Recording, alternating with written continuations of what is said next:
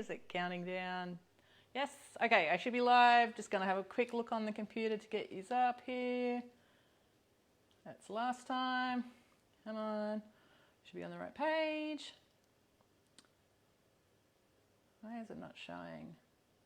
I'm just going to have a quick look on the computer. Hang on, I'm just going to turn the volume down. No, that's not what I want to turn down. Volume. Alrighty, so somebody can write a comment and then I can see that I'll see the feed. Tonight we're going to be cooking from the new book, Everyday Keto. So lots of fun to be had. Alright, so I can see that we're being seen. I'll give it a few minutes before we start, but as I didn't need to keep that out. As I had said earlier on my live when we launched the book, that I will be tonight showing 3 recipes from the cookbook. Very simple ones. All 3 of them are actually vegetarian, but one of them I will show you that you can serve it virtually any kind of way, and all of them go well with any kinds of proteins. So yeah, we'll be going through all of that, and I'll be taking any questions and that, and I would love to hear any feedback regarding any feedback about the book, what you thought so far with the ebooks, because just remember too, if you actually have purchased today, that look in your receipt and you'll see an ebook download. Now don't get confused if you've ordered the book and you get an ebook and you think, did I order the right thing? If you've ordered the book and you paid postage, then you've ordered a cookbook, okay? We don't charge postage for an ebook, that comes automatically. So yeah, it should be pretty easy to work out, and you can tell by your pricing just to look back on the site. Hello everybody. Oh, I can already see I love the book. I like that. I like seeing that and hearing that. And sorry if I'm looking over there. I will just check from time to time. I'll try and lift it around here so I can have a little look. Actually, I'll do that for now, and then we'll move it. We'll move the computer when I go to do the dough. So tonight I have got a lot of mess out here. Normally I do prep everything out, and 2 things. One, I ran out of time. It's just been obviously a bit of a busy day and a bit of a curveball this afternoon because I've been waiting on my car that's been in service for 5 weeks, and I still don't have it back and still don't know when it's coming back. So that kind of made me a little bit pissed off, right? So it was hard to get back into the groove. So starting to do the video, I was a little bit anxious. I'm never nervous kind of person, but yeah, I was a bit anxious just because I'd been pissed off about that, and I don't like to do that. But anyway, tonight we'll be actually making the yeasted fathead dough. That can be used for loads of different recipes. It can be used as a pastry. It can be used as a bread, which I'm going to show you how to do tonight. It can be done like for your bagels or pretzel balls and things like that. So very, very easy recipe, but there is certain techniques that I like to show so that everybody can get it perfect every single time and see exactly how it's done. I will do it in the mixer today just for ease and me not knocking everything over, but I will tell you and explain the differences when you're just doing it via hand as well. And I will do another video, I promise, while we're in the pre-sales, of me doing it manually, but I will just do that recipe. We're also going to be doing the Mediterranean zucchini parmesan. They're like a Mediterranean, they're like a zucchini fry. They're baked in the oven. They're lovely seasoned, very fresh. They're so tasty. Like, you know, zucchini is quite a mild vegetable, but when it's made this way, it's very, very tasty and very, very yum.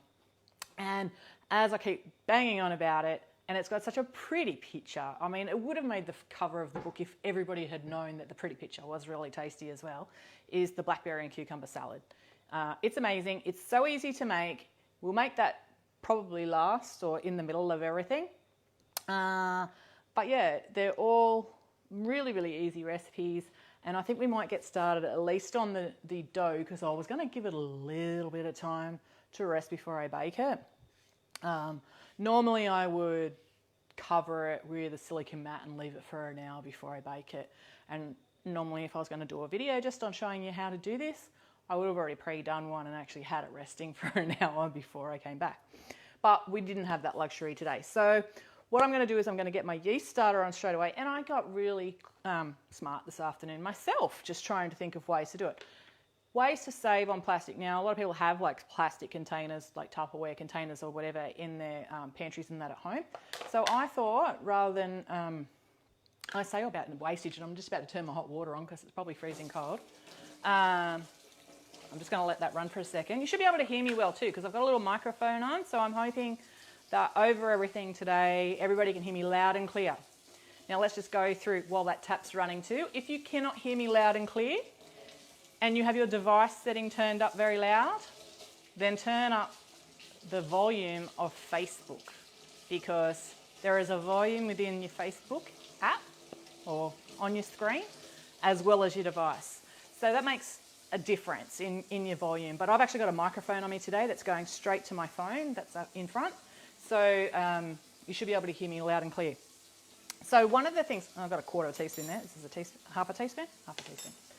So one of the things I'm going to do is I'm going to get the yeast starter on first. So this is a half teaspoon. So you're going to see me, and it's going to look like I'm putting a lot of yeast in here, but it's just because it's a smaller teaspoon.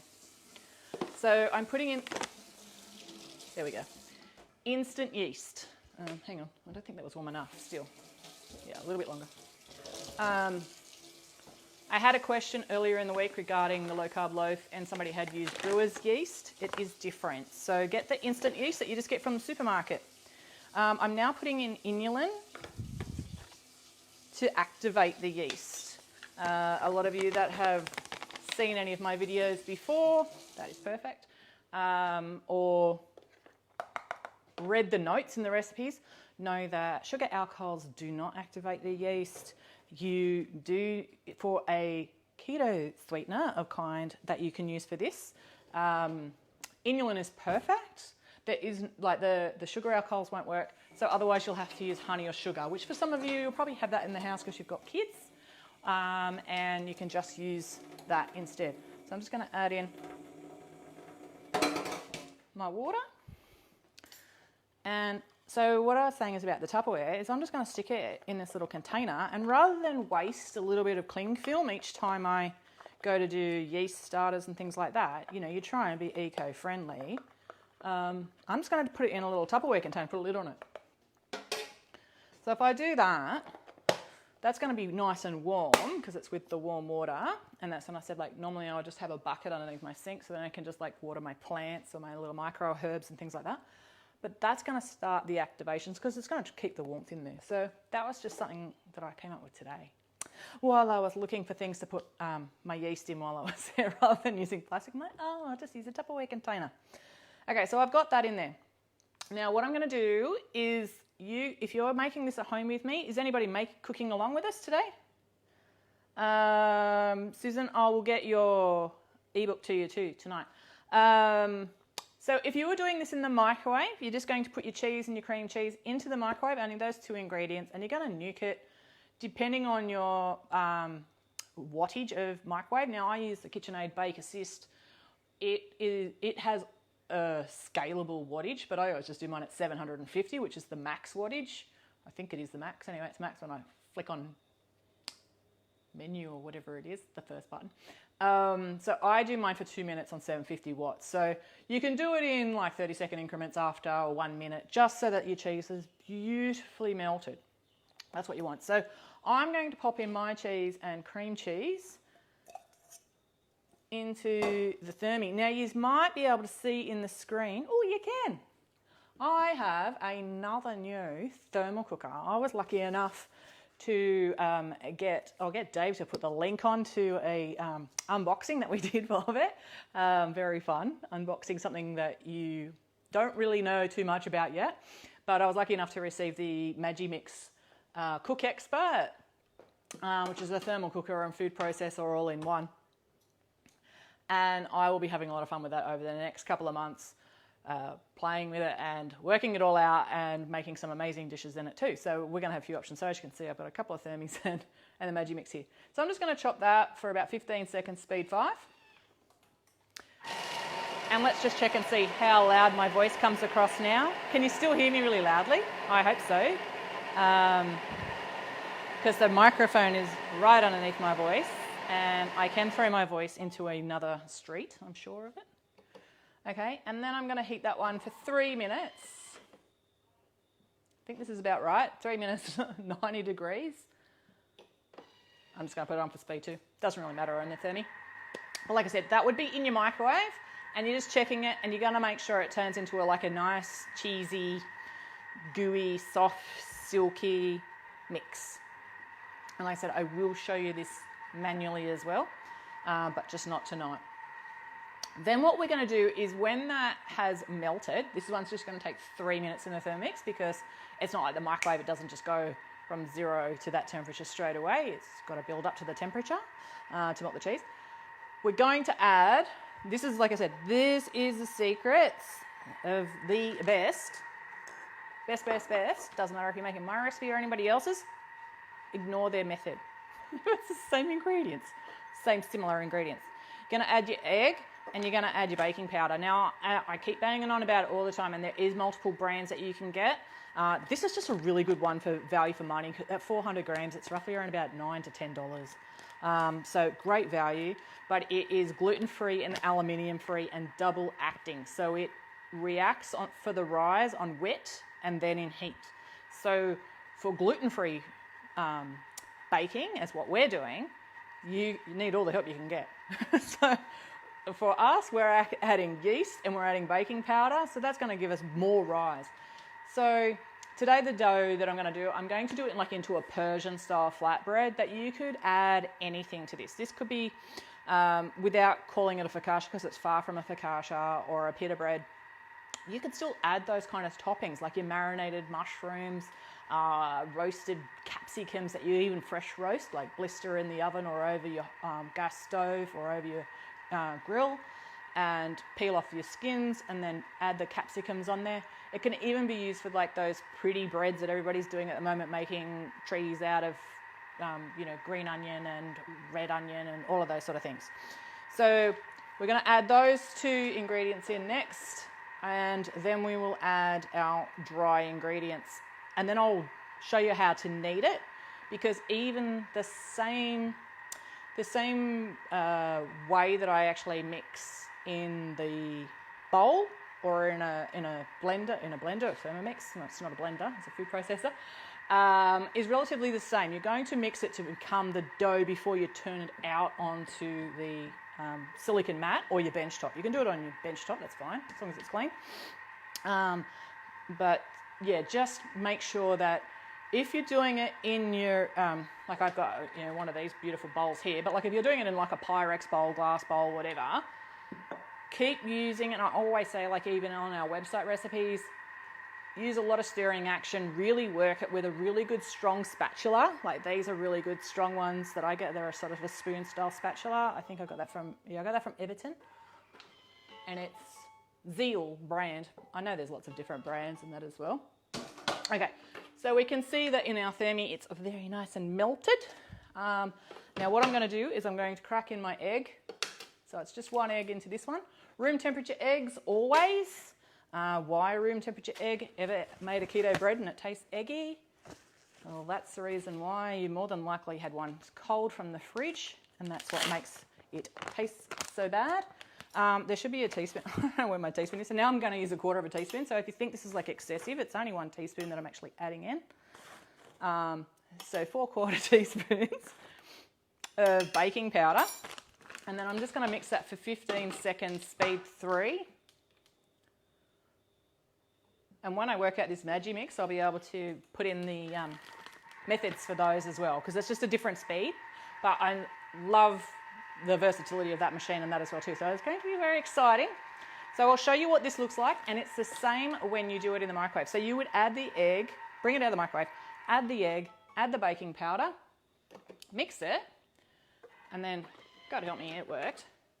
You'll see that it's kind of foamy in there. Like this is only like a single mixture, but it foams up. You get bubbles. It becomes aerated because, as I said, the double acting baking powder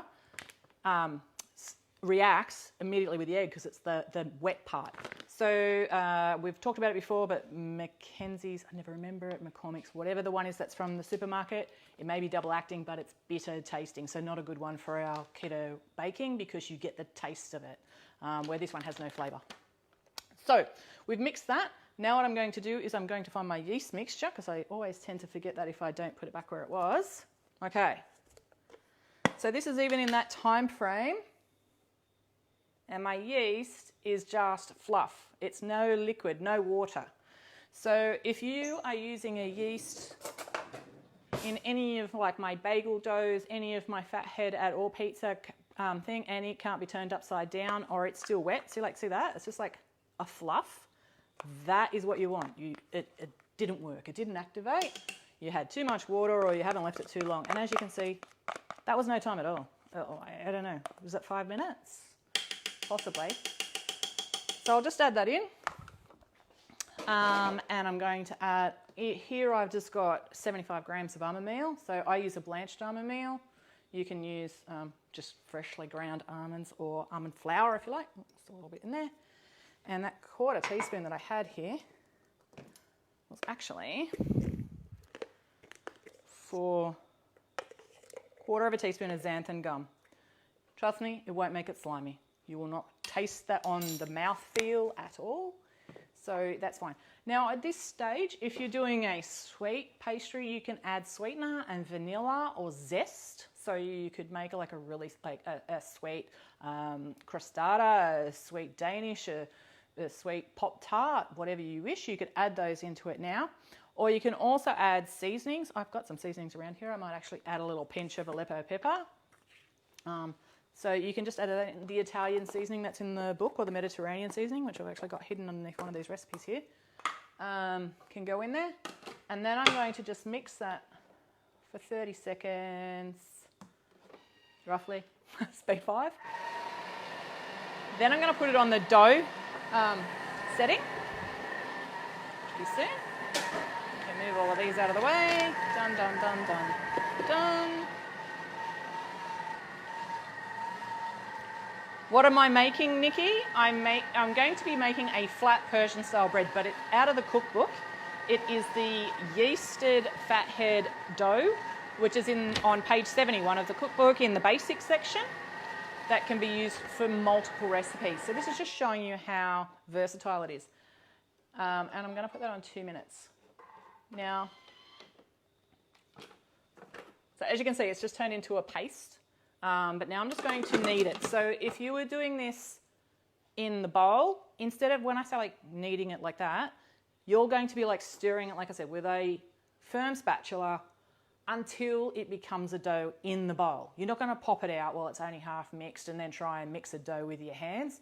This is not pasta. This is dough. You want to move it with a spoon until it's not sticking to the side. It comes in as one. You can see it start to ball up together, and then you're going to turn it on the bench. So I'm just going to put this on for 2 minutes on my dough setting. Dough, 2 minutes. Okay, so that's going to knead away. So as I said, we're making recipes today out of the new book. That's Everyday Keto. It is in pre-sale. So if you order, the book is not here. It's not getting shipped tomorrow. If you get a notification in a week or so that your label has been printed, that's just your label's been printed. We were just still waiting on the stock, and the book has to get print ready. So today was launch day, but it has to still go through the printers, and that takes some time because we actually do proper bound books. I'm showing you this book. It's not my book at all. But this is the size of the book. So it's called a B5, so it's 25 centimetres high and it's roughly 18 centimetres wide. So yeah, it'll be a proper bound book, very similar to our normal books. So we've got our other 3 here. So we've got the little A5, that's a smaller one again of the Lunchtime Keto. And we've got our 2 Whopper A4s that are over 1 kilo, both over 110 recipes in each book.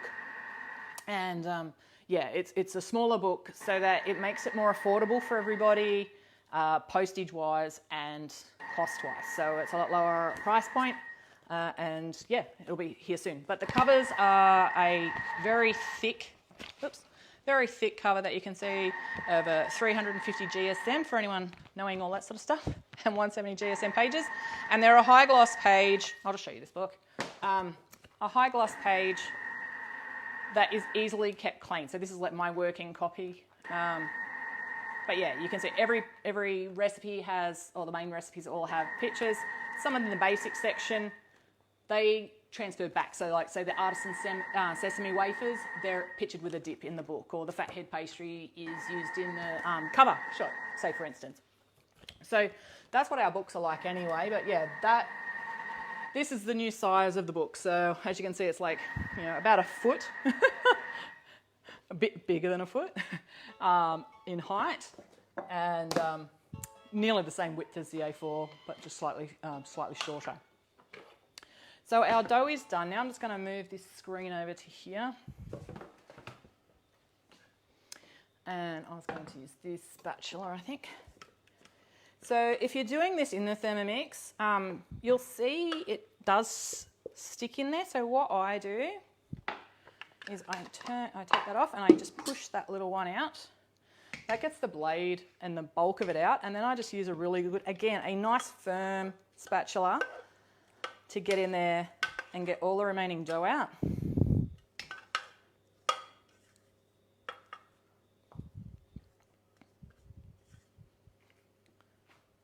Ta-da! God help me if I have to use it again. I don't think I do. I was going to do the others. I'm doing the others by hand. So the other two recipes you're just going to see by hand with no machines.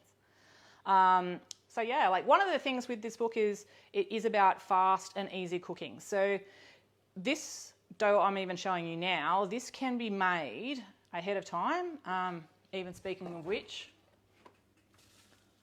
I have a whole half of it in the fridge. So if I wanted to use that one today, I could take that out, give it about half an hour at room temperature, and then roll it out. You know, if it's cold, I'll just leave it longer, but until like you feel it's soft, you know, it's ready to go. You can roll out and make different pastries or whatever, freeze the dough flat for a pizza, for instance, you know, pre-make pasties and pies and sausage rolls or something like that with this dough. I'm just going to move this out of the way so you can actually see. So you've seen me just take that out. 2 minutes mixing. So again, you're doing it by hand if you're not doing it. If you're doing it in the microwave and you want to put it into a food processor, you don't have to have a Thermomix. Just put it in any food processor and blend it. Yeah, I talk fast. So once you do, for anyone that tells me that their fat head is wet and it sticks to their hands, you just saw it live, no trick photography, just your Coles mozzarella, and that is now a perfect dough. So I could possibly even roll this out without a baking paper, but I know what I'm going to do with it today. I'm just going to make something really basic. Dave and I will love anyway. Just going to roll out 2 sheets of baking paper. And I'm just going to make this into a flatbread of sorts. And like I said, I'll leave it for a bit. But what I do when I do mine is I kind of push it out a little bit by hand first. Then I put on my extra baking paper. You'll always see me use Glad Bake. I'm not sponsored by them. I have no affiliations with them. It's the best baking paper. There might be a better one, but there's none in the supermarket that is as good as this stuff. Especially when you are making keto breads. Why? Because the bread or dough is tougher, right? So even if you're going to make the low-carb bread mix that I've got with the Vita Wheat gluten, you'll know if you go to work that dough to make it into rolls or whatever, it's a lot stronger because that gluten flour is stronger than wheat flour. And it's really tough to manipulate. So when you go to put it, like say, I won't say the other brands, but like in a cheaper baking paper brand, it wrinkles really quickly or it'll split. It tends to grab in spots and it won't roll out properly. So if you lash out and buy some Glad Bake, it will do a lot better for you for anything with keto doughs and things like that.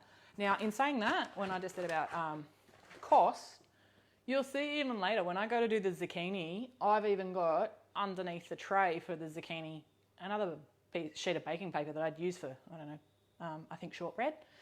So, you know, I don't throw out mine. It's often that I'll open up my oven because I tend to keep my baking trays in the oven that I use the most often, which is the big USA pans I absolutely love. And I just leave the baking paper in there if it's, you know, it's not had chicken wings with sauce on it. I just reuse it. So, and even these could be folded up and just put back into your pantry if you wanted to, into your drawers. So you can just roll this out into any shape. Now, if I wanted to do this into little discs or whatever, I would weigh the dough. Let's just say it's 800, and then I wanted to do 8 pizzas. I would cut it into 800-gram balls. weigh them on the digital scales that I always have heaps of in my house, in my kitchen, not in my house, and roll out what I need then. To shape, if you're going to do round, remember you can use any bowls and things like that. So I could invert this bowl, cut around it. I've got a perfectly round pizza base or wrap base if I wanted to roll it really thin and use it for a wrap, for instance.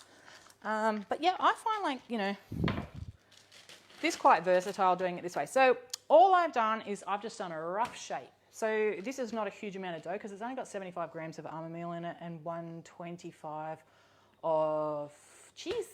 So you're looking around 200 grams, all up. It's probably with the egg, let's just say 300 grams max. So, you know, you can use this for a variety of different things, but like, you know, a quick and easy bread like this that you're just going to have like as a flatbread, it's a lovely way to go. So I just thought I would do for mine some, what's this called? Onion flakes. I like these things. Remember these things, seasonings and stuff add up. I don't have any carbs or anything like that written on these. But, you know, I mean, usually via teaspoon, every teaspoon's at least a gram of carbs, okay? So if you're putting on lots, it will add up. I'm just going to use some sesame seeds. Now, see how I'm just doing all this on the baking paper? But I also have not lined the tray because I'm just going to use the other side of this and lift it straight onto the tray. So that makes it easy for me as well. Just going to move that one out of the way. Just put that back down there. It hasn't touched any of the food. This is like Aleppo pepper, but you could use things like sumac, the Italian seasoning. Other things that are really delicious on a flatbread like this is just a little bit of pesto, whether you make it fresh yourself with some, you know, it could be pine nuts or macadamias, some fresh basil. If you don't like basil, you can do parsley pestos, you can do kale pestos, anything that's green. I go around my garden and grab things, like even today I'm like, actually I think that was going to go on my dough.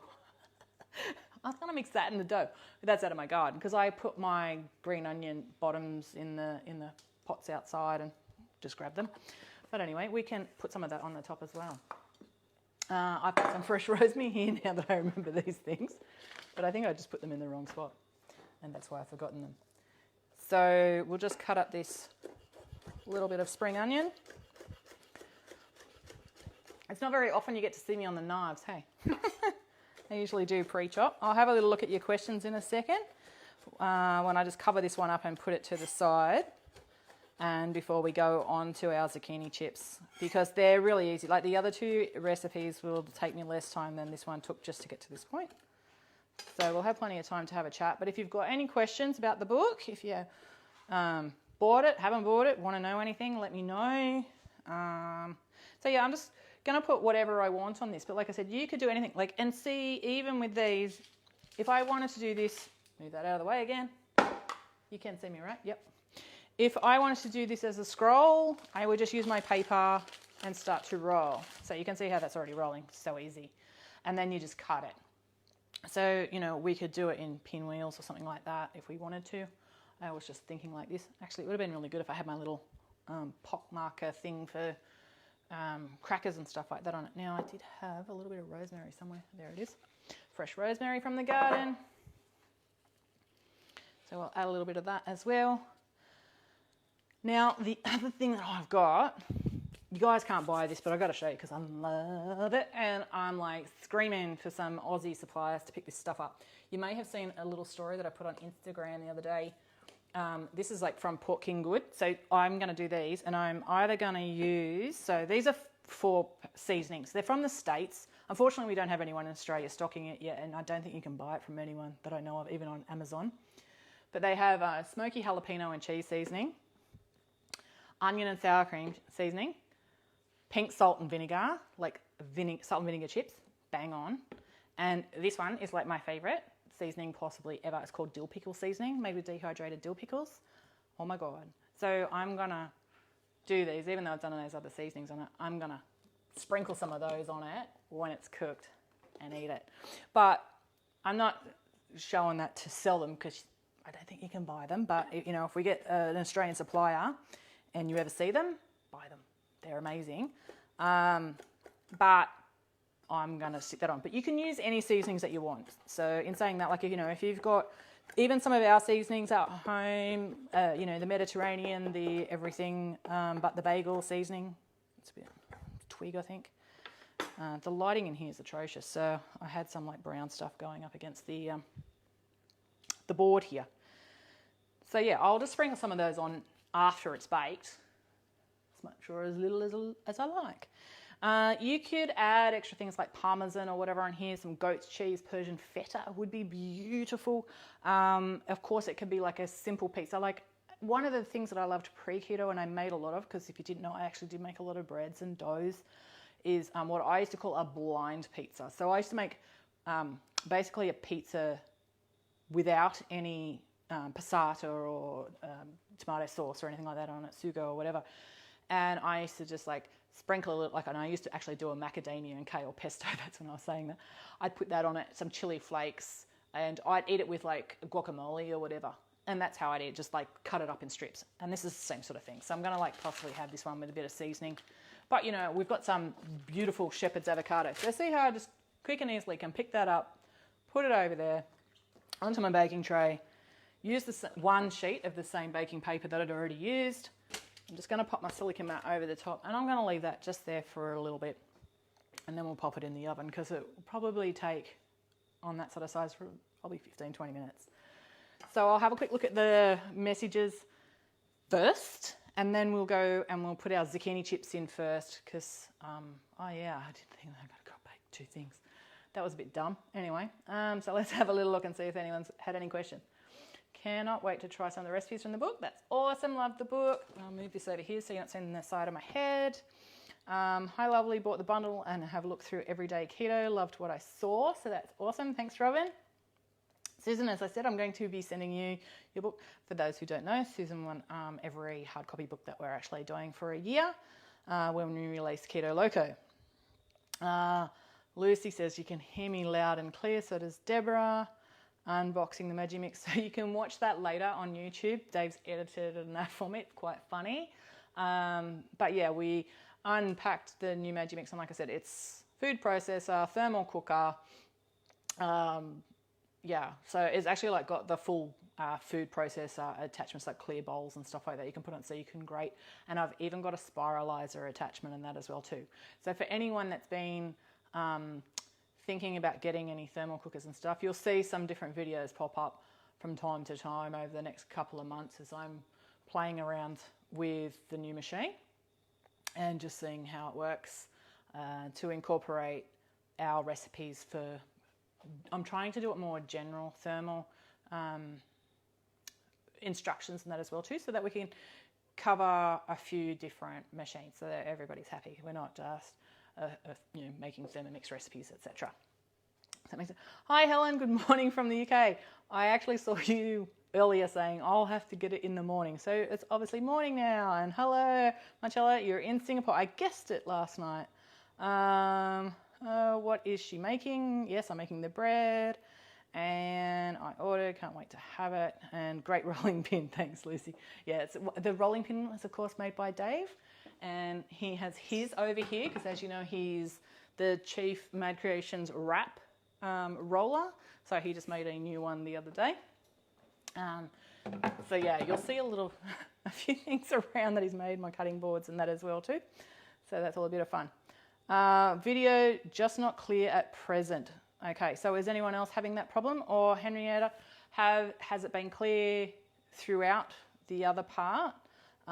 Or have you only just joined and maybe it might be the volume on your device or the volume on your app?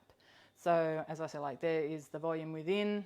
When you're looking at it, you'll see one down the bottom on the, I think it's actually on the left, that you would actually adjust the volume. No, it's on the right, on the right of your screen. And there's the one on your device as well. So there's two ways that you can actually add that up. Okay, so yes, was clear. It may just be reception with the internet and that as well too. Okay, so let's quickly get this zucchini done. So, like I said, the main thing in this book is like, while there is some recipes that you will recognize and some that you mightn't, they're all about recipes that are very easy that you can make and enjoy with a whole family. This is one that is like so damn simple. Oops, sorry. So it says, I'm following the conventional method, so you're going to see this all done by hand, that we preheat the oven to 170 degrees and we line a baking tray with baking paper, and then we're going to put in a wire rack and we're going to brush that with avocado oil. I haven't brushed it, mine's non-stick, but I'll say that and now it'll stick, you watch it. But anyway, that is what we do. You could finally grate the Parmesan. Just for convenience today, I actually did just grab the shredded one out of the fridge and transfer it to a small bowl. So we're going to add the lemon zest and seasoning. So what I've got is I've just got a teaspoon. Where did I put it? In the book, we've also got a recipe for a Mediterranean seasoning. So I'm just going to add that in there. With the seasonings, with any seasoning or any spice, when you're cooking a recipe, make it to your taste. The times that I see people say, oh, but it was too spicy, and it's like, well, do you normally stick a teaspoon of something like chili in your meal? No. Well, if, it's got a teaspoon of chili and you're not used to chili, either put it down to where you think you and your family will tolerate it, or you can leave it out, I mean, like sometimes I'll write in the notes, I don't think this should come out. Like I've said in some, more so the smoked chilies, and that was in older recipes because you really can't buy those from the supermarket. But you can get which I do use in a little bit of my cooking, the chipotle, the chipotles in adobo, which is a split and smoked jalapeno in a smoky sauce. And they're not overly spicy. But again, if you don't like spice, just add only a little bit of it. But, keep trying, because I am so excited that everybody is trying different foods and enjoying them. So we've had that. We've had the seasoning. We've had the lemon zest mixed to combine. So we'll just get a little spoon and we'll just go mixer, mixer, mixer. And then we're going to put that aside. I'm sure that's what it says. Set aside. So slice the zucchinis in half lengthways, then in half lengthways again. So you have 8 large zucchini sticks. Then cut in half, which would give you how many? 16? So we're going to cut the ends off. So to cut in half lengthways would of course be this way. So we're going to cut in half lengthways, lengthways, lengthways. If it was a really big fat zucchini, and I'm one of those people who used to have a humongous vegetable garden, I just don't have the time now to look after it. And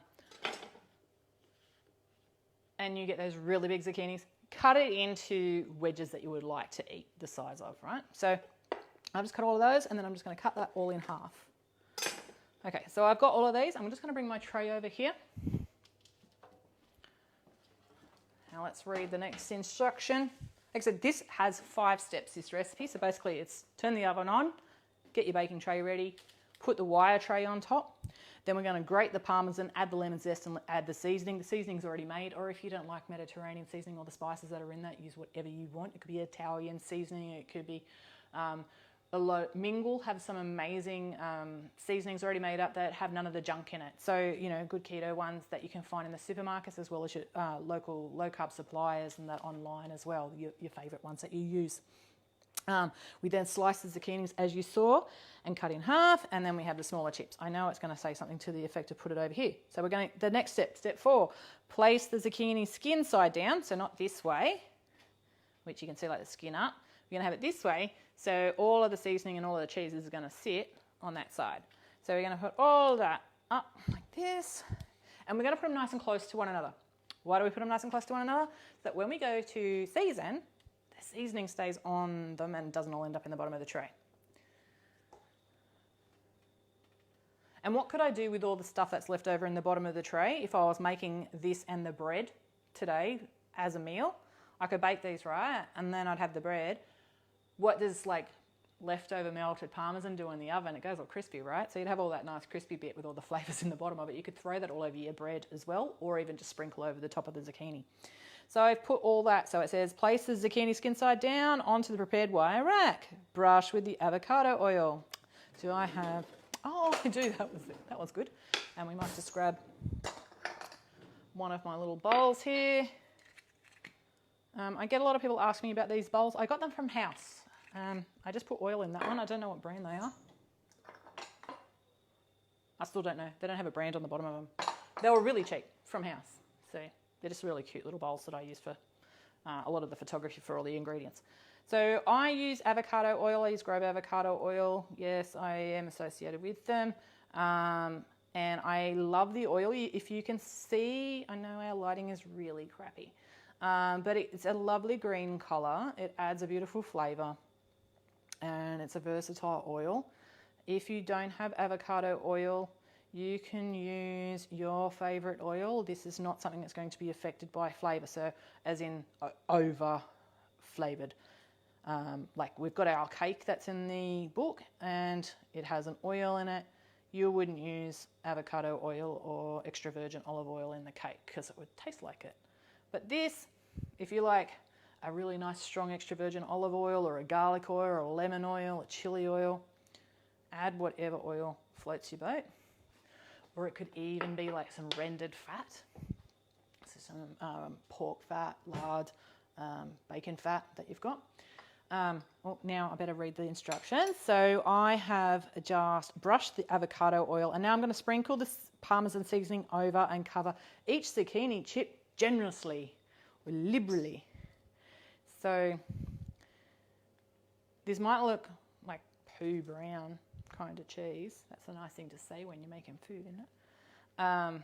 But the seasoning's going to melt in with the cheese in the oven.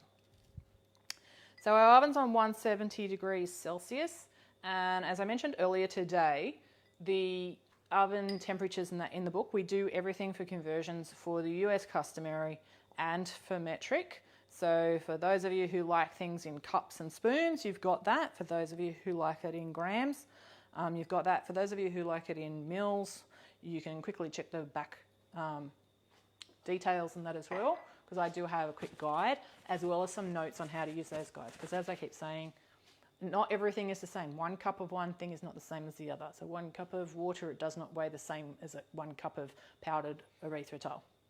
Okay, so we have now seasoned and put all the Parmesan all over our chips. We're going to bake for 15 to 20 minutes or until the zucchini is cooked and tender. So we'll pop that in.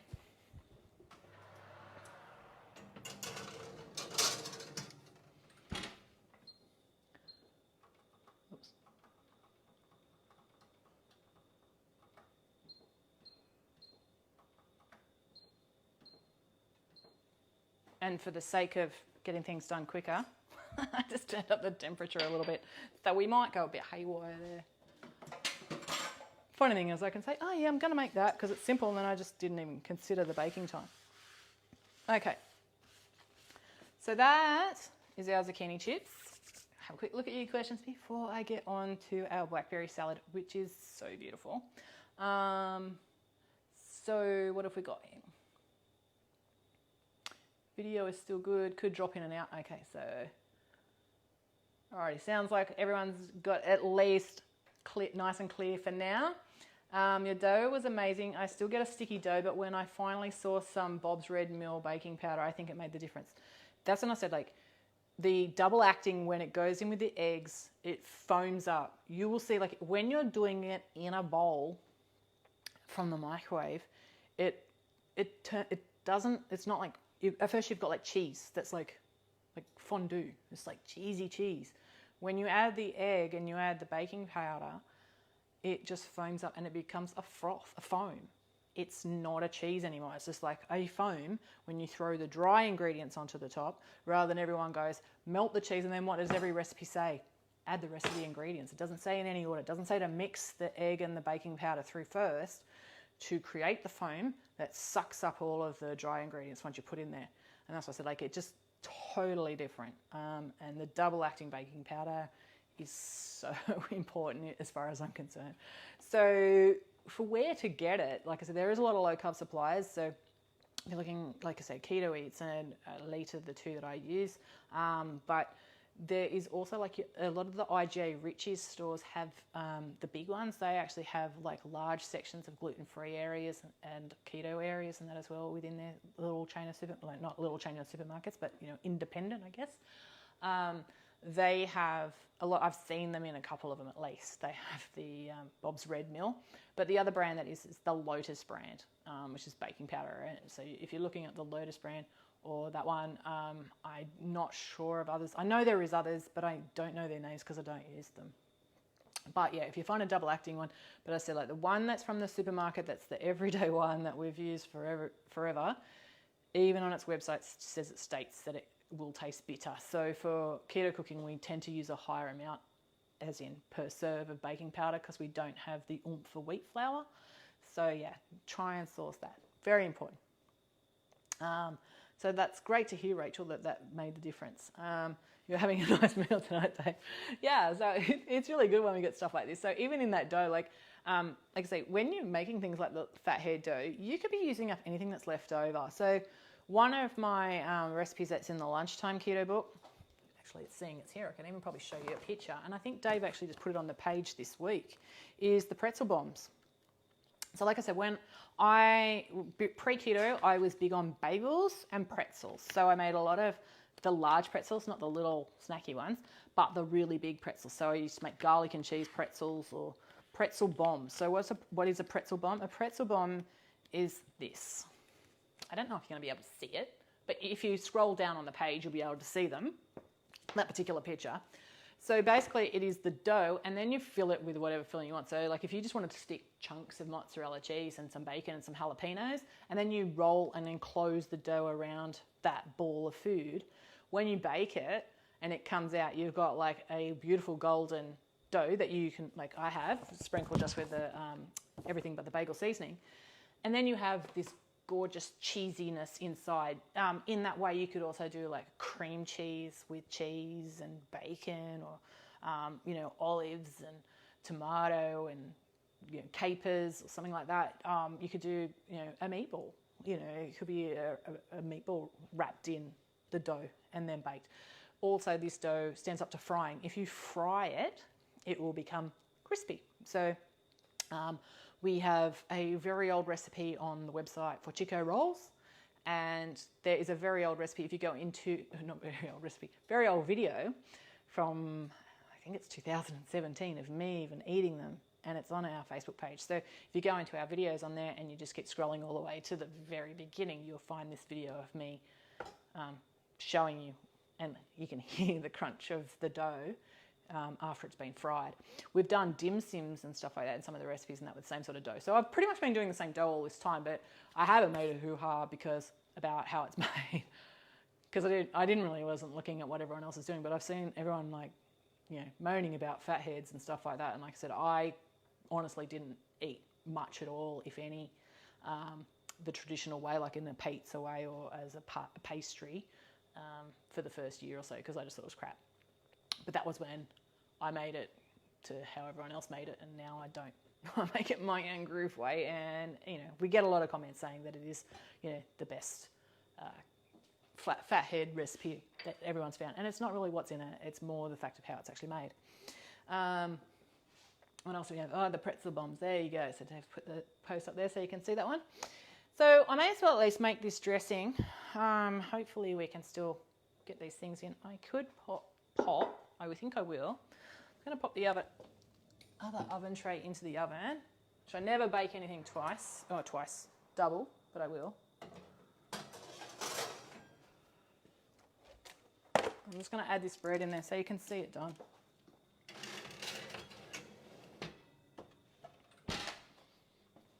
Okay, so hopefully that just works anyway. I'm sure there's settings on my oven that help for where the distribution of the heat is, but I always just bake one thing at a time when I'm doing things, because I've got to test it for your timing. Like, I barely just cook for us to eat. We're eating leftovers. Okay, so the other salad that we're going to be making, well, not the other salad, it's the only salad we're making tonight, is the blackberry and cucumber salad. And as I said, this is absolutely divine. If you've only just joined us, this salad is perfect with any protein, but I absolutely loved it with a grill cooked on our with a steak cooked on our Kamado, like on the grill. really nicely charred with this. Blackberries and beef go so well together. For those of you who haven't also found our recipe, I'm pretty sure it's on the website for the blackberry wings. It may or may not still be there, I'm not sure. But it was originally in our cookbook Flavour, I think, one of the first cookbooks I ever produced in 2017. And the wings are marinated and baked in a like a blackberry smoky chipotle sauce, and it's phenomenal. So yeah, this is, I don't even know why or how I get to make this one, but yeah, so good. Anyway, so again, this one, simple recipe. You're done with conventional and thermal methods. So every recipe, I'll just go back to the Mediterranean one, but every recipe has the notes on there as well too. So for those of you who haven't already got the book, say for the zucchini parmesan that we just put into the oven, it just says, like, even the kids will love them. Bake in a single layer in an air fryer for 10 minutes on 200 degrees Celsius. So I've added the air fryer where I can in that as well too, and it was tested as such. Use any of your favourite seasonings, which we went through, and store in the fridge for up to 3 days. So they could be cooked or uncooked. You could actually have it pre-prepared and then bake it as you need it. You could even freeze it as such as well. It could even be cooked like in, your Dutch ovens or your tiny little ceramic ones, little bowls. I don't even know what they call them. So much for cooking all the time, hey? But, it could be even steamed. There's all different ways you could do it. You could even put them in for thermal owners and stuff like that. You could put them in your steamers or your Veronas and cover it up and cook it over the top of something else and actually have like beautiful steamed zucchini with melted gooey cheese. And still, even they would go perfectly with this salad as well too. So the dressing that goes with this salad is amazing. It would be absolutely perfectly matched with these zucchinis. And the blackberries, and that would still go with it too. Every recipe has the dietary too. So the Mediterranean, you'll see an asterisk. That means it actually has a substitute for the parmesan and something like that. So on the other page of the recipe, it'll actually say like to omit it or something like that for it. So we have dairy-free with a asterisk, egg-free, nut-free, it's vegetarian, vegan, optional. It serves 4, and it's only 99 calories, 3 grams of net carbs. Everyone always asks me about the net carbs when it's vegetables. Vegetables add up. Eat meat, otherwise. 6 grams of protein and 7 grams of fat. So this one, I have actually said, one of my all-time favourite salads. This is really outdated, so I shouldn't read that because this is like an old copy that I printed off. So there's probably more details, but I actually do say it matches perfectly with steak. Swap out the sour cream for a non-dairy sour cream or yogurt for a vegan paleo option as well, and store in the fridge for up to 3 days. And again, this one only serves 3. Per serve, it's 121 calories, 4 grams of net carbs. Again, we're adding berries, so they add the carbs, 3 grams of protein and 10 grams of fat. So 3 steps to this recipe, simple whether you're doing it in a Thermomix, simple when you're doing it in a bowl. You don't need any fancy machinery, you don't need anything, to be honest with you. So toast the pumpkin seeds or pepita seeds. I've already done this. I just do it in a dry frying pan over high heat. You wait till they splinter and they become nice and crispy. Beautiful snack as well. You can add your seasonings. You can use any of the seasonings that are in the book as well and add some salt, or you can even add sweetener. And cook them and toast them with different flavours like vanilla or zest and stuff like that, and let them set, and they'll go into a toffee seed as well. So they're little things that you can do. And to be honest with you, a sweetened toffee seed, I used to do things like different dukas and things with like a sweetener back in the day, so a brown sweetener. So I'd use like a Natvia brown or the Sucrin Gold. Heat this in the hot plate with probably a couple of tablespoons of it, and then let it cool. Add like sesame seeds or even something savoury, like a little bit of sumac or something like that. And then you just crumble that over a salad or over avocado. It's delicious. So I've already toasted those, and it says just to do it for 3 to 5 minutes and then set aside to cool. We're going to roughly chop the dill and place it into a large bowl. I will just let you know, in here I have already got, I'm just going to mush that up a bit, the sour cream and the onion powder, because I still had the onion powder out when we came out, but I didn't want to have to scoop that out. So I've just got my sour cream, which is only a little bit of sour cream, and onion powder in here. If you don't like onion powder, leave it out. Add any spice or seasoning that you like. Don't have any. Don't like sour cream, use yogurt. So we're going to roughly chop the dill. So I've just got a little bit of dill here. You can roughly chop it, or you can use scissors just to slice it in. I always love to add some of my herbs in and then some on top. As you see, like a lot of the food when I photograph it looks really nice and fresh because it's got the spices too. It's got the herbs on the top, or little micro herbs. So I actually even picked up these from Coles. So Coles, some Coles, not all Coles, but I think it's most decent sized Coles. We've got a little one just up the road, but we've got another one, 10 kilometres away, or 10 minutes away. These are, I think, are 2 for $5 or $5.50 or something like that. So you can use like some little micro herbs and stuff like that. But yeah, they're a really good, nice little way to garnish any of your meals. So we've chopped the dill. We're going to place it into a large bowl. Add the sour cream, the avocado oil. So for avocado oil, we just need 1 tablespoon. That's 1 tablespoon. This is how I cook when I'm not writing recipes. We want 1 tablespoon of lemon juice.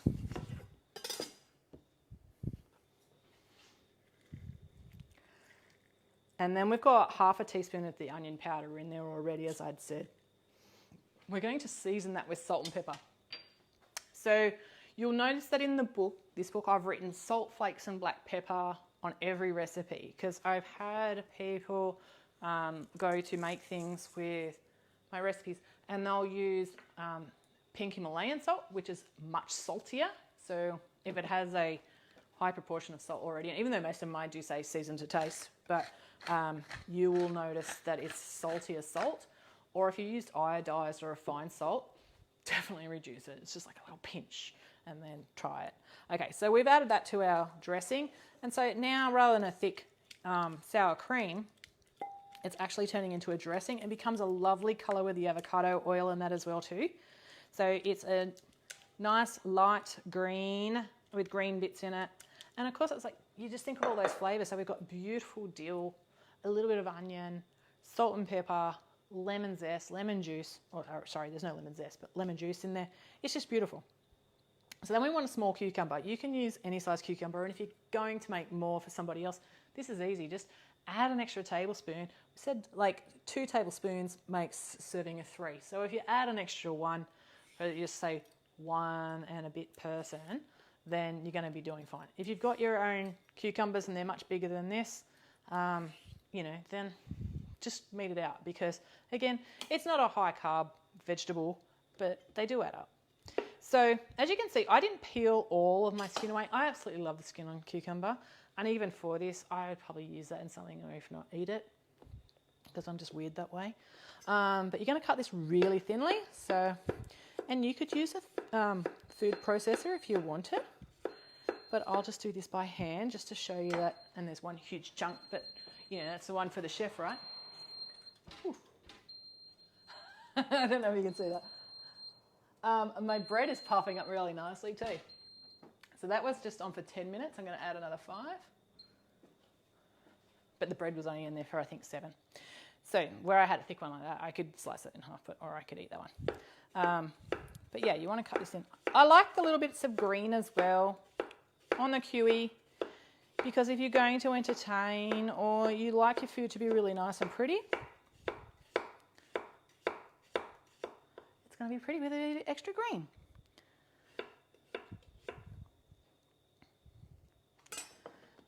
Now you could, if you don't like the seeds, you can de-seed. You could cut these into half moons, you could cut these into battens, you could do it julienne style, however you want. You could grate it even. If you don't like cucumber, zucchini works just as well. And what is also amazing is something that I grew up on is grated zucchini. So raw grated zucchini in here will go fabulously as well. If you want to add a little bit of mayonnaise or something like that to the dressing, you can do that as well, or a little bit of avocado would be lovely. Okay, so I'm going to just loosely, not totally, make everything look so white. So I have now mixed that salad. I'm going to pop in my blackberries. I'm just going to grab there it is. But when I add in my blackberries, you could halve these. So look at the size of some of these. They're enormous. I won't halve them because I want to eat a whole one whole, but You could halve these, you could quarter these. When you add them in, what I'm going to do is I'm just going to add in like half of them and mix that through so that when I go to serve this, so if you'd seen the recipe, I have this like lovely, I don't even know if it's a set. Yeah, there may be the same people. I have this lovely little skirt, so that I do this again, so I'll show you. So I've got like about 1.5 cups of some baby spinach leaves here, and I might just grab some tongs to get that out.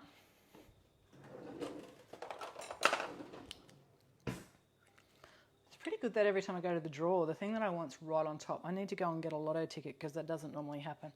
Normally you would hear me swearing all over the place because we've got stuff everywhere because I've got so many things. But anyway, I still get more. So I'm just spooning that onto the top of the spinach. So it's got a lovely little bit of green around it. And then what I'm going to do is I'm just going to add in these. And I'm going to give them like a little bit of a roll around. So that when I add them on the top, oopsie, they're not like completely, did I throw some on the floor? No, must have just been something else. Oh, it's on the bench. So they're not like completely covered in the dressing. So you've got like that beautiful bit of colour. I'm just going to add that there. Pop that over there. And we can, like I said, for garnishes and stuff like that, you can just cut like this if you want. I like a little bit more. Oh, that's looking so pretty. And I might actually put a little bit of those. So, and we've got some beautiful little microgreens. I wish I had like the top down so you could actually like see this. And then some little jewels of the pomegranate. And our crunchy bits. So, and this is not a salad for one. It's a side salad. But easily you can look at that and you go, okay, well, if it's for 3, it's 4 grams of carbs. If I'm going to have half of it myself, then I'm going to be eating 6 grams of carbs in this salad. Whoopsie do. If you like eat one meal a day, like like Dave and I do, then 6 grams of carbs in a salad and a bit of steak that has none, no problem at all. So, you know, you could add that like that. I don't know, what did I have that for? Probably for something else. Oh, it's to go serve on the zucchini. Don't worry me. Don't bother me. So yeah, that is like really pretty. I could even add like a little bit of nigella seeds or something like that, which would be really nice. It's a little bit of anise, which goes really beautifully again with that dill and gives a little bit of colour. So as you see, like if you're making that at home without talking about it, it's done in less than 5 minutes, right? Even like pulling the stuff out of the fridge. And you can be throwing anything on top of that and just making it so pretty. Put it on a big platter, serve your proteins on the side. Delicious. Okay, we've got a bread at least.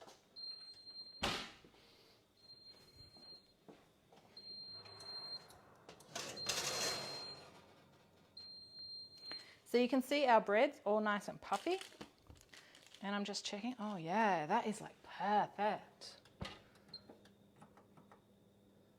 Just gonna give that some more. So depending on your oven itself and that as well too. So that's a really good point to talk about. Like I give conversions and everything, but we all know that, you know, someone will say, my oven runs hot, or my oven that takes forever to get hot, or whatever. Or it doesn't take forever, but it tells you that it's at that temperature and it's preheated, but it's not really. So adjust according to what you think it should look like. And in the notes, I usually tell you, or I tell you that it's like, cook it for this time or until golden brown. Now, when we do those times, trust me, these are done via an average from every tester, because I will say I need another 2 testers to cook this via this method so I can actually see what you guys are getting. So like, because I might go, it's 10 minutes in a Thermomix, say for instance, and it should be 10 minutes in everyone's Thermomix, right? But then we'll discover that somebody's used pure cream instead of thickened cream or whatever it is that upsets the balance, or it's, I took the lid off.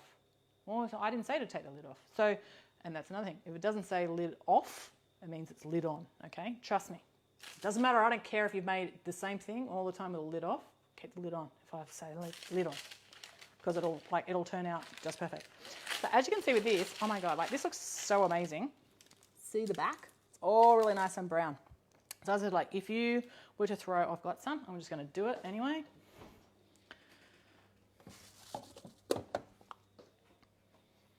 Do I have a nice board? It'd be good if I had a nice board handy. I have a nice board there, but it's already got food on it. Okay, let's just get out this one anyway. Move that out of the way. That out of the way. I'm going to pop that on there. I'm going to put my bread up on like this. Pizza wheel.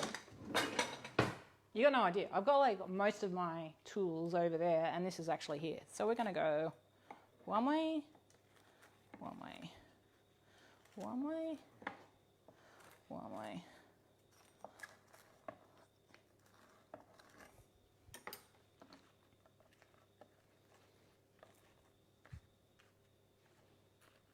Now imagine if like you're having guests around and you just wanted to make something simple and easy. You could have this on that straight up. We could flick some beautiful Persian feta. This one is done in, this one's just from Woolies. It's Melbourne Cheese Co. Persian feta and herbs and spices. I just bought it because I looked in there and I could see all the fresh herbs, and it's even like a mini bay leaf there.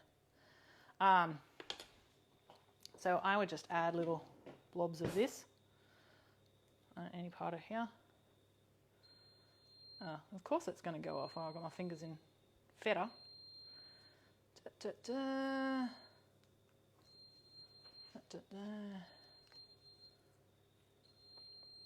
Now, because this is made on cheese, you could do this with something completely different. Like I said, if I just had an avocado sitting here, this is what I'd be using as well.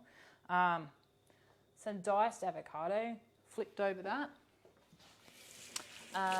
with some toasted hazelnuts and the pepitas and some Grove oil, avocado oil would be lovely. I think they're done.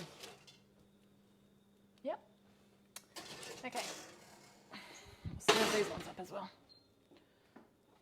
Oopsie. Let's put those over for a second. Turn that off. Okay, but I'm just going to show you like how to quickly make this into a meal that everyone would love.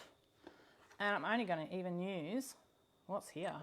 So let's like throw some of these on. This is just where you do like one of those scatter plates. I would use the rest of this lemon zest for sure, because that lemon zest and cheese is amazing.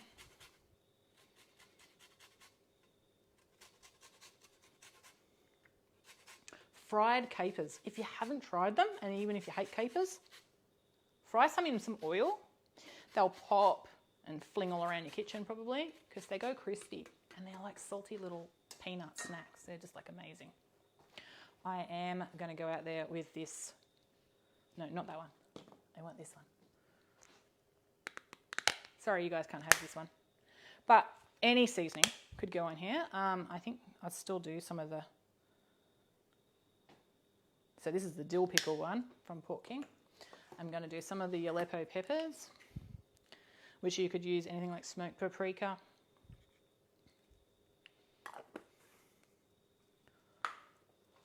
And maybe, oh yeah, did I put some of them on there before? No, I should have though. Nigella seeds are my favourite things on earth. Not only do they add colour, but the flavour is like amazing. And look, I don't think I did it. I would definitely do a good sprinkle of salt over that. And I won't do it right now, but a little drizzle of the avocado oil would be beautiful.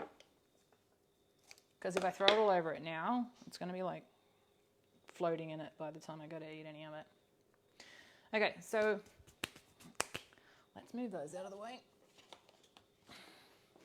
You can go up there. And I'll just push that forward. Okay, so we've got a beautiful board. Can you see it? Yeah, you'll see it, kind of beautiful, and you can see like it's got like pockets in it. So it's all risen up, it's all bubbly. And then it's all really nicely seasoned with whatever you want. And like I said, really, like I would throw that all over it, some extra virgin oil, or serve it so you can dip it in it. Guacamole or avocado would be amazing with it, as would be some nicely poached eggs or like soft boiled egg. So you could make these also into like your soldiers and stuff like that for, and again, that's like something you could easily do. So you could actually like make this into a round or into a little square, put it in the fridge, cut it into strips, put it in the oven in the morning for 10 to 12 minutes. It'll come out all nice and strippy. If you cut it into strips, it'll come out strippy. It'll come out all nice and bubbly. And then you could actually have it with like some soft dippy eggs and that as well too. And that would be amazing. And same with all of those things too. Like I'd still have like the pomegranate seeds and the feta with that.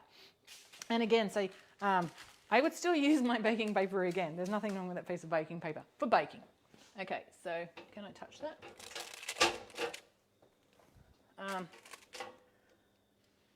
Once upon a time I had asbestos hands, but not so much these days. Okay, so with these, they can go underneath the grill to get a little bit more colour on them and that as well too, but we're just going to leave them like that today. And then you're just going to pull these out so you can see they're really nice and cheesy. And we're just going to pop them onto a serving plate. And so this is just a lovely side that could go with anything, or a nice little snack or something. You could put these onto a skewer and that as well and serve them to guests so that they're not eating with their hands. I'm just going to stack all that up. And then what I'm going to do, so I'll put that just there so you can see it. I'll move that out of the way, that out of the way, and that out of the way, that out of the way. And I've got some baking paper here. And I am going to finely chop some parsley.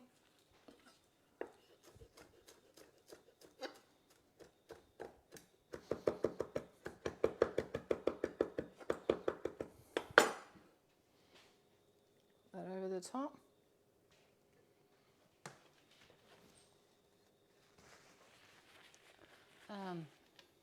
I will season with salt. I will microplane a little bit more of that lemon zest over the top.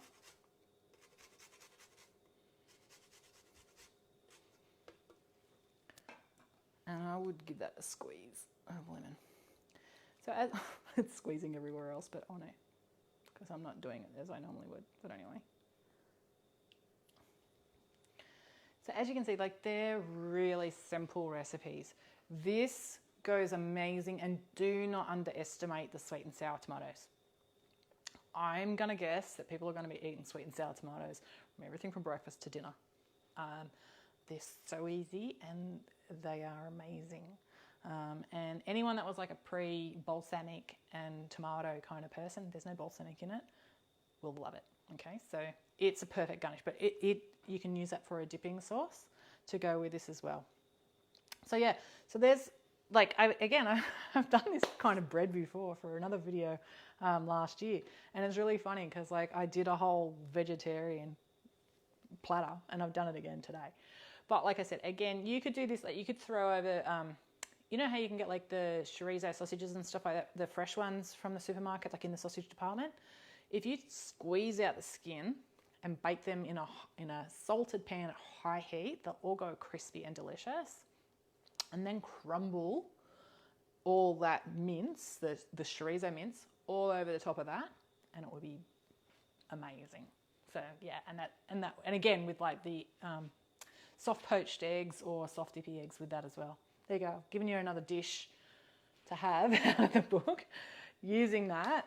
The yeasted dough. But yeah, you can really see like this is like amazing that you've got like these beautiful pockets in here, and a beautiful textured bread. And for those who can see it, it's like bread. It's not like fathead. It's got a beautiful dry edge. It's not fatty. It's not soft and I don't know, I just don't like the other way it is made. So anyway, we actually managed to get everything cooked in there today. It's very late. I've gone a long time. Which book is your bread in? That bread? That recipe is from the current book. So that is just using the dough any way that you want, Michelle. So you can use that I said things like sausage rolls. I like to poach the meat, so you can shape sausage mince into cling film, which I was just talking about don't use. Poach it in the cling film, or cook your sausages and then wrap it in that as well. This sort of dough can be sweetened and even made into things like cream horns and stuff. So I don't think I'll have it in there, but I usually used to. I've got cream horn molds. So you can actually cut it into the tapes and roll it around and actually make like a puff, because it puffs a little bit, style pastries and stuff like that, and then fill them up, which I'm thinking about another recipe someone else was telling me to come up with the other day, which I love the idea, but I won't say anything. So yeah, it's a very versatile bread dough, but it can be used. I wouldn't use it in the bottom of a pie tin, but I would use it for the top of one and stuff like that. It's the same dough that I use over and over and over again because it's so incredibly good. But this is a smaller serving that is made for easy things. So in our cookbook, the same bread can be used for all three of the galettes that are actually in the book. We also have a basic pastry as well that's even simpler than that one. It doesn't have yeast, it doesn't have cream cheese. It's very, very simple, and it's very, very easy to make, and it's what we make the pasties out of as well.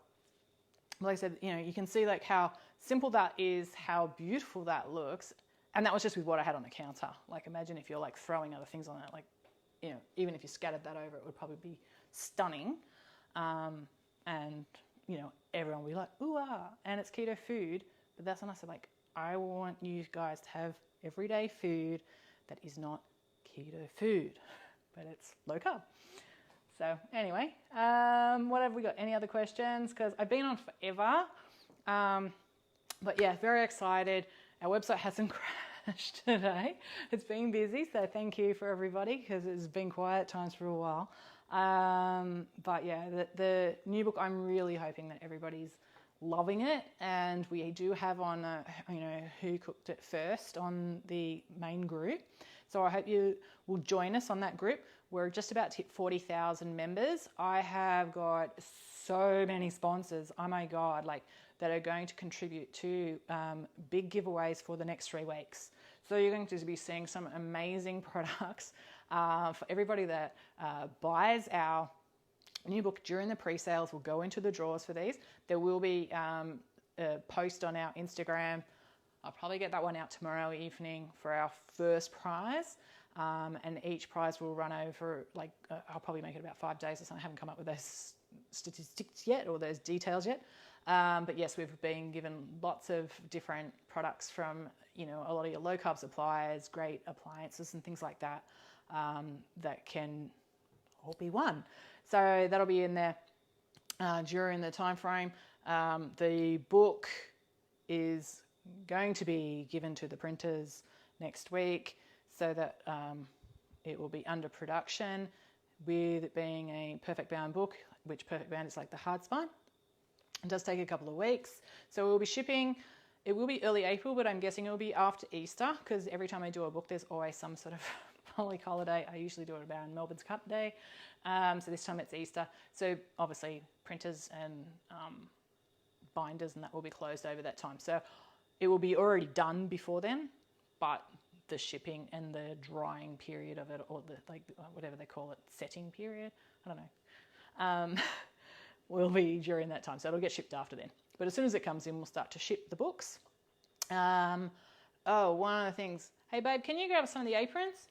They're hanging upstairs. We will send through an email too for anyone that's bought one and that as well too. You can add an apron to your order. It's extra cost for the apron, but it's no extra cost in the postage. So we've got some new Mad Creations aprons. I didn't mean to do that. Sorry, that's probably pretty loud. I just tapped the microphone. We've got the new aprons with the Mad Creations on it in 2 different coloured denims. They're both lightweight, and they're not really hot, because I actually have some that can get quite hot. Beautiful, thank you. He doesn't want to get in the video. So when you're looking in the store, if you've already bought one, we'll send this out and you can add it. There'll be a special code for you to add the aprons, but you can see them in the store anyway. This one, as you can see, I'm like 5'8", 5'9". So it's longer, for anyone that's longer, and it's plenty big to go around anybody. That is the light denim, and then the other one is in a indigo denim. This one's like a heavier weight, still the distress look, but as you can see, it's a lot shorter. So it's just above the knee for me. And again, it's still like got loads of wrapping around. So they're in the store and that as well too. So you can get that and the new book will fit in a small satchel. So at the moment, there's either $11.95 for the express shipping in Australia or $9.95 for the standard shipping for the new cookbook. But as I said, it won't begin shipping until early April. If you add another book or an apron to your order, they will ship with it. So we're not charging $10 shipping to send your other book because, if you buy two, it'll be more than $10 shipping. But your other book, it will take up that entire shipping fee. So we've reduced the rates of everything that we can to try and make this more affordable for everybody. So hoping that translates to everybody where we can as well. What else do we have in there? So there will be the promotions. For everyone that orders during the pre-sales, you'll be in with the chance for one of 5 positions on our testing team for our next cookbook, which is going to be amazing. And everybody that's actually been added, nobody's been taken off because we've got such a great testing team. Very happy with all the testers that we've got at the moment, but it's part of our launch that we can add to our team. So we do splinter groups and certain testers test on certain recipes, certain cookbooks. So yeah, you'll be part of that team. And we'll have 50 of our Mad Creations premixes that will just go out randomly in some deliveries and that as well too. So I'll be getting a shipment of those as well soon. So keep an eye out tomorrow for the promotion. So that is again for the pre-release. There'll be one each week. Plus we should hit around 40,000, well not around, but we should hit 40,000 members at some point this week in our main Facebook group. So if you haven't joined our Facebook group yet, there'll be a link in the thread. You can join that for the who cooked it first. There'll be prizes in that as well too that we'll do once it's all cooked. So with Keto Loco, we had the entire book cooked in 1 week. So it'd be great to see that happen again. And I mean, it's coming up to the weekend, so, get cooking. And yeah, I think that's all. I'm just probably dribbling on now because I just want to eat that food. And if there's any other questions, fried capers. Is that a good face or a bad face? Gail, if it's like, oh, what? You got to try them. Trust me, they're amazing. I love this, Megan. Your setup is so real because it is. It's my kitchen and it's messy. But, I'll get better at these. I will do a few more lives over the period of the pre-sales and that as well too. Just showing you, like I said, I'm going to do this bread again. I'll show you how to do it a different way. And I will cook it in the microwave. So we might even do that in the next couple of days. So it'll just be on that bread and I'll maybe do it 3 different ways in the one video, so that would be a good thing to see.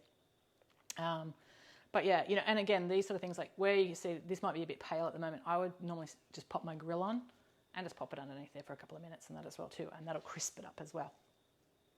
Looks delicious. Thanks, Sue. They are so good. Thanks, Linda. Everything looks so delicious. Yum, yum. Which book is your bread in? Yep, I read that bit. Definitely ordering. Have all your other cookbooks. Shed 15 kilos on everyday food, on your everyday food. Thank you. I mean, we've actually been getting quite a few messages through recently, of different people losing lots of weight following our recipe. So that's amazing. It's a lot easier when you're not cooking them all the time. Fantastic. Thanks. Can't wait to get your new book. Dave's put the group. Enjoy your meal, Megan and Dave. Okay, thanks, Lucy. So yeah, if you've got any questions, you can email me at megan@madcreationshub.com, or you can comment in the thread I'm sure Dave will keep an eye on things. After this, I'm probably going to conk out on the couch and not do much at all because I've only had a few hours sleep last night. So, and we've still got to get the book ready. But anyway, I'd like to say thank you to everyone that's already bought, anyone that tuned in for this whole entire long video. But if you want to see some cooking events where you'd actually get invited to cook along with me, I'd love to know that too, because I can actually make that happen and that as well too. It might be something that we do one a month or something like that. Looking at certain recipes, whether it's, you know, making, you know, sweets or making breads and stuff like that, so that if you're interested in that specific style of keto cooking, then you can come in and I'll give you the ingredients and that we're going to cook for the day, and like, well, I'll give you, you know, what it would be, and then give you the ingredients if you sign up for it, and we'll cook together, or you can watch it, whatever you want. If we do a recording and stuff like that too, then that'll be a whole different thing. But I think it's a great way to communicate how to get better at it. And I'm sure anyone that's watched me make this dough tonight will have a better idea on how to make it and make it amazing, and just see how simple that was to bake, even on the second shelf in my oven, without even leaving it out. Now, imagine, you can see it's already got the puff and the rise and it had all that beautiful bubbling. Imagine if you left that out for an hour underneath the silicone mat and it got all nice and warm, and that yeast even got to rise even more. You'd get like a thicker, bubblier bread. So we get closer to that pita bread style. But anyway, kept yours long enough. If you haven't bought the book, go and buy it. Lots of things to win, a great cookbook, and to all my testers who tested on the book, thank you, thank you, thank you so much. It means the world to us that we have so many people that are willing to put the recipes through the test, even when I haven't even cooked them myself, which is quite a funny method that I do. But yeah, thank you. Okay, I will run around and turn this off. And yeah, if you want to see some events, then let me know in the comments below. If you've got any questions, you can write it in the thread and Dave will keep an eye on the questions and he'll ask me. I'll let you know. Or you can email me at megan@madcreationshub.com. And as you can hear, the voice is going, so it must be time to sign off. So, okay. Thanks everyone. Have a lovely night. And I hope you're enjoying your book. And I will talk to you in the next day or so again, live, 2 times in one day. Oh my goodness. Okay. Bye.